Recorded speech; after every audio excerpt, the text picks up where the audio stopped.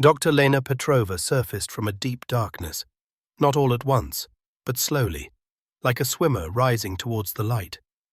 Her first sensation was softness beneath her, a yielding surface that wasn't the cold, hard metal of the escape pod she remembered. Her eyes fluttered open. She wasn't in the cramped escape pod anymore. The ceiling above her glowed with a gentle, pearly light, shifting in slow, mesmerizing patterns. The air felt warm and clean, carrying a faint, unidentifiable scent, something like cool earth and ozone after a rainstorm. She sat up carefully. Her muscles ached, a dull reminder of the violent ejection from her research vessel, the Star Seeker, when the warp drive had catastrophically failed. She was in a room, though room felt too simple a word. The walls curved smoothly, seamlessly joining the floor and ceiling. They seemed made of the same softly glowing material. There were no sharp corners, no visible doors or windows. Furnishings were minimal, the comfortable resting platform she was on, a low table nearby holding containers of pale liquid and small nutrient-rich cubes, and nothing else. It was calm, quiet, and utterly alien. Panic tried to flutter in her chest, but exhaustion kept it subdued.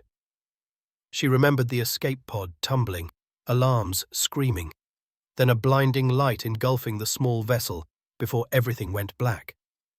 She'd been rescued, or captured. She swung her legs over the side of the platform. The floor felt slightly warm beneath her bare feet. She took a few tentative steps, scanning the smooth walls. There had to be a way out. As she moved, she felt a strange sensation, like a faint static electricity against her skin, or the feeling of being watched by unseen eyes. It wasn't overtly hostile, just present, aware. From beyond the glowing walls, the Silari observed. They were ancient, existing long before humanity took its first steps towards the stars. They were not individuals in the human sense, but nodes in a vast, interconnected consciousness, a hive mind spread across their subterranean world and the vessel that had intercepted Petrova's pod. They experienced reality as a continuous flow of shared thoughts, sensations, and data streams. The concept of a single, isolated mind inside a fragile organic body was fascinatingly alien to them. They perceived Petrova not through eyes, but through direct sensory input, mapping her biological functions, the electrochemical signals in her brain, the faint bioenergetic field she emitted. They had retrieved her escape pod, a tiny damaged shell emitting distress signals, and brought its sole occupant aboard their vessel. She was designated Specimen 7 Alpha. To the Silari, Specimen 7 Alpha was a curiosity. Her biology was complex, but seemed inefficient. Her mind was isolated, unable to directly link with others of her kind except through crude methods like patterned sound waves, speech, or coded light signals, writing. Most bizarre was her cyclical need for prolonged periods of complete unconsciousness, sleep. Their own consciousness never ceased. Information flowed constantly, processed collectively. The idea of shutting down the mind, entering a vulnerable state of non-awareness for hours at a time, seemed like a dangerous biological flaw. What purpose could it possibly serve? They monitored Petrova as she explored her enclosure. They registered her elevated heart rate, the chemical markers of stress, fear, anxiety, her searching movements. Specimen 7 Alpha exhibits standard organic stress responses to unfamiliar environment. One stream of thought flowed through the local Hive mind node, observing her. Mobility confirmed. Physical damage from pod incident appears minimal. Continue passive observation. Came the consensus directive. Physiological needs are provided. Assess cognitive function and document the sleep cycle abnormalities. Lena felt exhaustion weighing her down again. The stress, the confusion, the lingering aches. It was too much. She drank some of the pale liquid. It tasted clean, slightly sweet, and ate one of the nutrient cubes, which dissolved blandly in her mouth. Her body craved rest, even in this strange, unnerving place. She sank back onto the platform, pulling a soft, self-warming cover over herself. Despite the strangeness, the warmth and quiet were soothing. Her eyelids grew heavy. The gentle light patterns on the ceiling seemed to slow, pulsing like a calm heartbeat. Fear warred with exhaustion, but exhaustion won. She drifted off, falling into the deep well of sleep her body desperately needed. Beyond the wall, the Solari noted the change immediately. Petrova's brainwave patterns shifted dramatically. Coherent thought processes dissolved, heart rate and respiration slowed. But her brain didn't shut down entirely. Instead, it entered a new phase, characterized by rapid, seemingly chaotic bursts of neural activity, REM sleep. Specimen 7 alpha has entered sleep state, the observation stream noted. Phase 2 initiated, characterized by high-frequency, low-amplitude neural discharges. Patterns exhibit stochastic behavior. No discernible coherent data detected. To the Solari, the signals emanating from the sleeping human brain looked like pure static, random noise compared to the ordered flow of their own continuous consciousness. It was a jumble of fragmented memories, sensory echoes, and illogical connections. They logged it as chaotic neural firing, purpose unknown. This strange biological shutdown, followed by equally strange internal noise, only deepened the mystery of this solitary, fragile creature they had rescued from the void. It was a puzzle, and the Solari consciousness, vast and patient, prepared to gather more data. While Dr. Petrova adjusted uneasily to her confinement aboard the Solari vessel, a disquieting awareness began to ripple through the vast, interconnected consciousness of her rescuers. The Solari homeworld, a complex network of subterranean ecosystems woven together by bioluminescent flora and precisely balanced energy flows, was facing an unprecedented crisis. It had started subtly. A crystalline formation, designated Blight 7J, began appearing in isolated energy conduits deep within the planet's crust. Initially dismissed as a minor geological anomaly, it was now spreading with alarming speed. The blight wasn't just growing. It was consuming the planet's natural energy pathways, disrupting the delicate balance that sustained Solari life and consciousness. Power fluctuations, previously unheard of, flickered through their shared awareness. Ecosystems dependent on those energy flows began showing signs of stress, fungal forests dimming, nutrient streams slowing. For the Solari, this wasn't experienced as individual panic. They didn't feel fear in the human sense. Instead, it manifested as conflicting data streams, unresolved anomalies, and a pervasive, low-level hum of collective uncertainty pulsing through the hive mind. Projections diverged wildly. Some analyses predicted containment was possible. Others showed runaway consumption, leading to systemic collapse. The usual seamless flow of shared knowledge was becoming clouded with doubt and contradictory information. Stress, in the Solari collective, was a degradation of informational coherence. Blight 7J expansion rate exceeds previous projections by 17.4%. Flowed one data stream from the homeworld sensors. Energy grid stability in sector Epsilon declining. Countermeasure analysis inconclusive. Flowed another. Proposed resonant frequency dampening shows theoretical promise but lacks empirical testing. Risk of unforeseen harmonic cascade, non-zero. Resource reallocation protocols initiated, diverting processing power to blight analysis. This ambient field of low-grade, planet-wide anxiety, this static of unresolved crisis, subtly permeated the Solari vessel, including the enclosure where Dr. Petrova was held. She couldn't consciously interpret the Solari hive mind's distress, but her own sensitive human psyche, already stressed by captivity and the unknown, seemed to resonate with the underlying tension. Her sleep patterns began to change. The periods of deep, dreamless sleep shortened. Her REM cycles became longer, more frequent, and intensely vivid. She started having nightmares, far more disturbing than any she'd experienced before. One night, she dreamed she was running through crumbling tunnels, the walls weeping a strange, crystalline ooze that spread like frost, chasing her. The air grew thin, the light failed. She felt a desperate need to escape, a suffocating pressure closing in. She woke up gasping, her heart pounding, the feeling of dread clinging to her like spiderwebs. Another night, she dreamed she was trapped in a vast dark forest where the glowing plants were slowly dimming, their light sputtering out one by one. A creeping cold spread from the roots upwards, and she frantically tried to share her own body heat, her own energy, to keep them alive. But it was useless. She woke with a profound sense of helpless sorrow.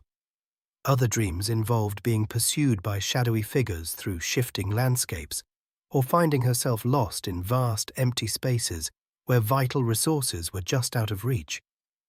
The themes were consistent: decay, pursuit, entrapment, scarcity, environmental collapse.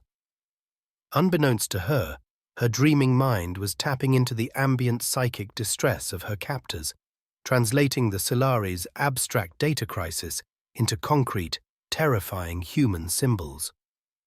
The Solari monitoring Petrova noted these changes immediately. The chaotic neural firing during her REM sleep wasn't just random static anymore. It was significantly more intense. The energy discharges stronger, the patterns more complex than during her initial sleep cycles. Specimen 7 alpha REM state exhibits increased amplitude and structured complexity, reported the observation node. Neural firing patterns, while non-linear, show repeating motifs and evolving sequences. Duration of REM state increased by 28%. The Solari analysts, initially dismissive of the noise, became intrigued. Was there a correlation between the increased complexity of the human's internal static and the growing crisis within the hive mind? Could this seemingly primitive biological function be reacting to the ambient stress? The patterns were still confusing, illogical by Solari standards, but they were undeniably structured. The chaos seemed to have a strange, underlying order, particularly during these intense nightmares. The observed neural patterns warrant dedicated analysis, came the consensus directive from a higher processing node. Assign Mindweaver specialists 4.2 and 4.7. Task: map complex REM sequences. Identify recursive patterns. Determine potential external correlations. The simple curiosity about a biological anomaly was shifting. The human's bizarre sleep cycle, particularly the intense noise of her dreams, was no longer just a strange sideshow. It might, somehow, be connected to the most serious threat the Solari had faced in millennia. The static, it seemed, might contain a signal after all. Mindweavers 4.2 and 4.7 were specialists within the Solari collective, their consciousnesses finely tuned to perceive and analyze the intricate patterns of thought, energy, and information that constituted reality for their species. They were now tasked with deciphering the increasingly complex neural activity emanating from the sleeping human, specimen 7 alpha. They approached the task with detached precision, extending delicate filaments of sensory awareness towards Petrova's mind, careful not to intrude, only to map the signals. Initially, the sheer density of the REM state neural firing was overwhelming, a chaotic storm compared to the orderly flow of Solari thought. But as they focused, filtering the signals through complex analytical matrices, structures began to emerge from the static. They weren't the clean, logical data packets the Solari used, but something else. Sequences, narratives, recurring symbolic clusters. They mapped the dream where Petrova ran through crumbling tunnels chased by crystalline frost. They identified the neural correlates of her fear response, the frantic energy of her imagined flight, the representation of the encroaching blight, remarkably similar in pattern, though not conscious form, to the sensor data streaming in from the afflicted homeworld conduits. Pattern cluster. Tunnel, blight pursuit, exhibits strong correlation between simulated threat representation and specimen 7 alpha's peak cortisol analog levels. Pulsed 4.2. They analyzed the dream of the dimming forest. They isolated the neural signatures corresponding to sorrow, helplessness, and the futile attempt to share energy. Pattern cluster. Dimming flora shows activation of neural pathways associated with empathy analogs and resource depletion anxiety. Noted. 4.7. Symbolic overlap with homeworld ecosystem stability, degradation, detected. Crucially, they also detected patterns related to Petrova's waking experiences. Traces of the glowing walls of her enclosure appeared in dream backgrounds. The texture of the nutrient cubes sometimes morphed into the crumbling tunnel walls. Sensory inputs from her waking hours were being fragmented, distorted, and woven into these intense nighttime narratives. Observation. REM state appears to integrate recent sensory data with simulated threat scenarios and associated emotional responses. 4.2 transmitted into the analytical stream. This was the turning point. It wasn't just random noise. It wasn't just passive reflection of stress. It was an active process. The human brain, while offline from conscious interaction with the world, was running complex simulations. The mind weavers realized they were observing emotional processing. The dreams allowed the intense fear and sorrow Petrova felt, partly from her situation, partly reflecting the ambient Silari distress, to be experienced and perhaps dissipated within a contained simulation, preventing it from overwhelming her waking consciousness. Memory. Consolidation. Fragments of waking experience were being replayed, linked and seemingly stored or categorized during the REM state. Threat simulation. The core of the nightmares involved running what-if scenarios based on perceived threats. The brain was exploring potential dangers, crumbling environment, dying resources, pursuit, and even rudimentary escape or coping strategies within the dream narrative, however illogical they might seem to waking consciousness. Hypothesis forming. Pulsed 4.7. The light within its crystalline form shifting rapidly. Human dreaming is not chaotic discharge. It is a sophisticated subconscious cognitive function, an offline simulation engine for emotional regulation, memory integration, and predictive threat assessment. This was radically different from the Silari way. The Hive mind processed everything continuously, collectively, in real time. Stress was managed by load distribution across the collective. Memories were stored in shared archives. Threats were analyzed through direct data modeling. There was no offline state, no individual simulation engine running in the background. The Silari began to see the potential power in the human method. While one human mind was vastly less powerful than the Silari collective, its ability to dedicate significant processing power to these offline simulations while the body rested seemed remarkably efficient. It allowed for deep processing of complex emotional and experiential data without interfering with waking tasks. It provided a sandbox for exploring potential futures, however symbolically, without real-world risk. It was a form of parallel processing they had never conceived of. The biological flaw of sleep may, in fact, enable this unique cognitive function. 4.2 concluded. The vulnerability of the unconscious state is the trade-off for access to the subconscious simulation engine. Their perception of specimen 7 alpha shifted dramatically. She was no longer just a fragile organic curiosity exhibiting bizarre neural behavior. Her sleeping mind represented a different, potentially powerful model of consciousness. The static they had initially dismissed held intricate patterns, complex functions, and perhaps even valuable insights into processing information and navigating crises. Insights that might even be relevant to the blight threatening their own existence. The chaotic noise of human dreams was revealing itself to be a complex, hidden symphony. The Mind Weaver's analysis spread rapidly through the Salari collective. The understanding that human dreaming was not chaotic noise, but a complex, functional simulation engine sent ripples of profound reassessment through the ancient hive mind. Millennia of assumptions about the superiority of continuous collective consciousness were subtly challenged. The fragile, isolated mind of Specimen 7 Alpha possessed a cognitive tool the vast Salari network lacked.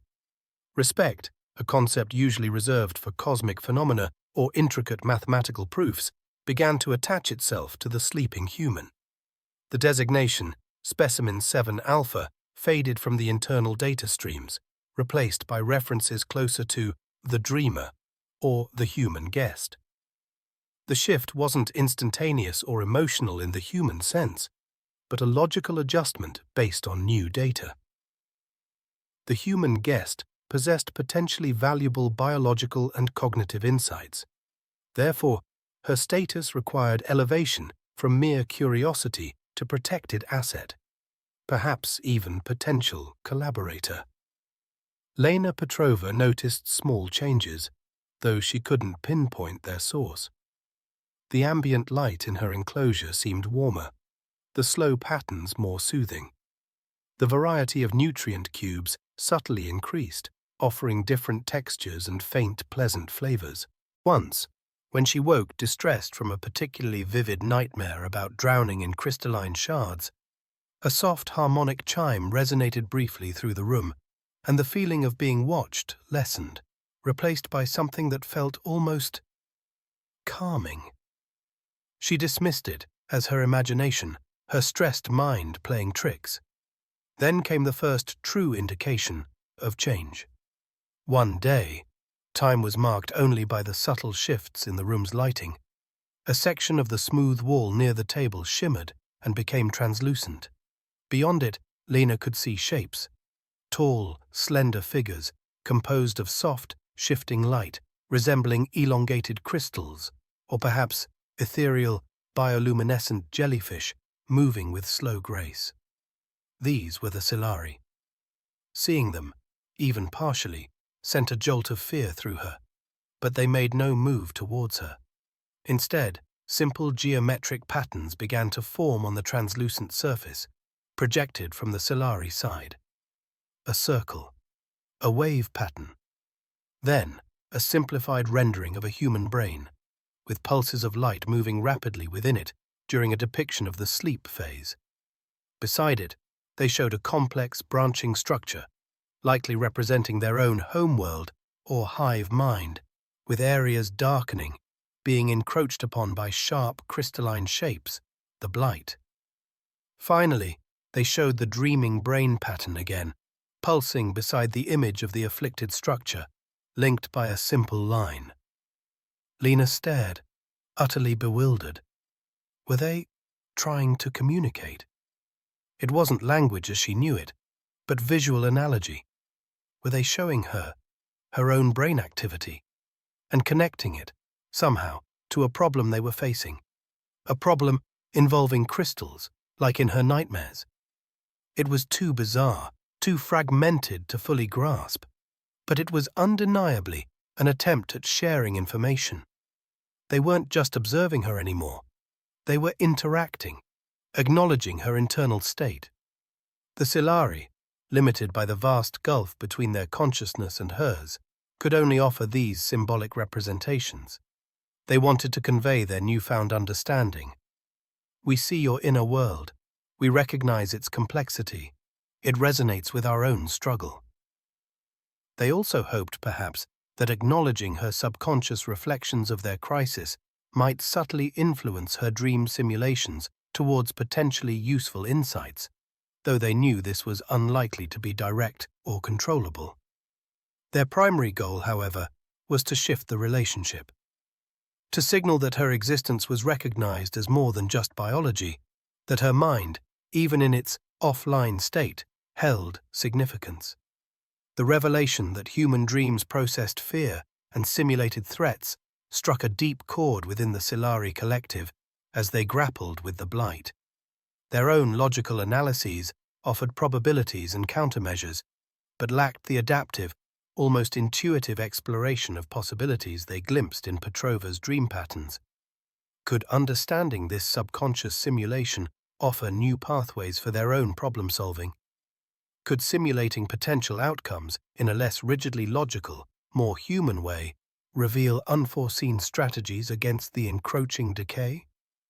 Lena remained in her comfortable confinement, still technically a captive. The path to true understanding, let alone freedom or collaboration, was long and uncertain. Yet, something fundamental had shifted. The feeling of being a specimen under a microscope had lessened, replaced by a tentative, fragile sense of being seen.